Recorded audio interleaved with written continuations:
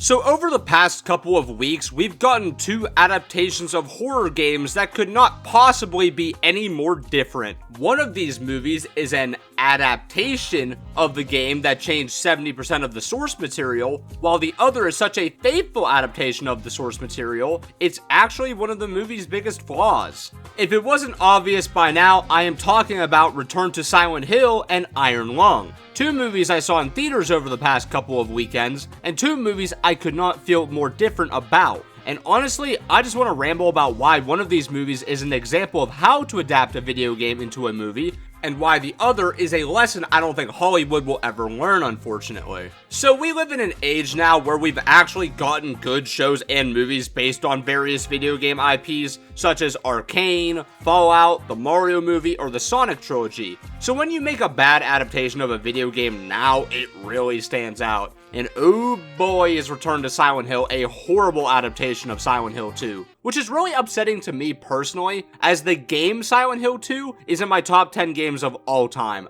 I absolutely adore this game, not only because of how genuinely scary the game is, but for how incredible the game's story and message is. And honestly, this game's plot would make an amazing movie, but for some reason, they decided to f*** it up. So for some reason, they decided to market this movie as a faithful recreation of the iconic video game, but it's just not Silent Hill 2. Like, sure, there's scenes in this movie that are perfect recreations of moments from the game, and they're awesome, but what surrounds them is just random bullshit scenes that tried to make this movie a sequel to Silent Hill 2006. Which now makes the scenes that are ripped straight out of the game make no sense in the context of this movie. I think what was genuinely most upsetting about this movie, to me at least, was that it shows that this cast and crew absolutely have the ability to make an incredible adaptation of Silent Hill 2, but they just didn't. Like, I know this movie got a lot of flack for the acting in it, but I actually think the guy that played James did a pretty good job as the character, and he was just handed a horrible script. And don't even get me started on the stuff they just made up in this movie, or worst of all, the stuff they just straight up changed from the game's plot. Because if you didn't know, there is a huge plot twist at the end of Silent Hill 2, and they actually changed it in the movie. Look, Silent Hill 2 is a game known for its subtle messaging and just in general unsettling atmosphere, and this movie just sacrificed all that in what I'm assuming was just to make this more appealing to a wider audience. But in doing so, it just lost the spirit of Silent Hill 2, and now we just have this mess.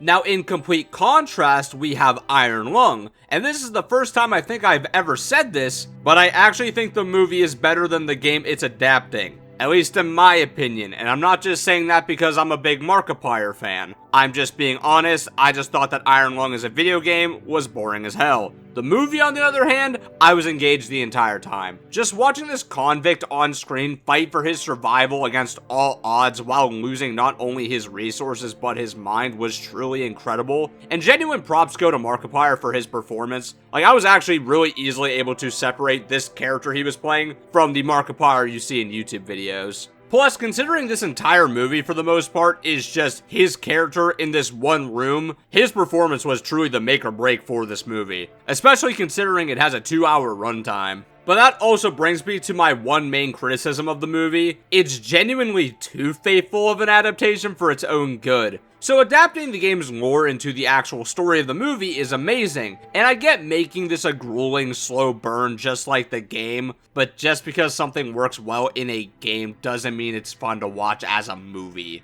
Look, when you're playing a video game, even if it's a slow burn like Iron Lung is, that is still you playing the game, still actively doing something. Whereas when you watch a movie, you're just sitting there taking it in. Which is why when I made a short review of this movie, I said if they had shortened it by 20 or 30 minutes, this movie would have been even better than it already is. Because this really is my only main criticism of it, because the effects and the atmosphere of this movie weren't just ripped straight out of the game, but were honestly even improved upon. And it is extremely clear that this was a passion project made by people who really wanted to make something special to them and didn't care about mass appeal, which ironically is what made it more appealing to a broader audience. And alright, I know this video has been just one really long ramble about my thoughts on each of these movies, But what I hope I got across in the past few minutes is why I think Iron Lung is for the most part a good adaptation of a video game, and why Return to Silent Hill wasn't. It's not just simply about following the source material, it's about knowing when to make changes. Watching a show or movie is different from playing a game because you don't have control of the character anymore, so making some changes is necessary. But what's important is that the changes need to still stay true to the source material, not just be changes made to try to appeal to a broader audience.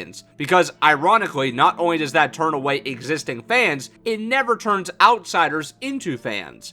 But those are just my thoughts. Thanks for sticking around for this ramble, and if you have any thoughts or opinions you want to share not only on these two movies, but game adaptations as a whole, put them in the comments. I'd love to read them. But that's all for now. See ya.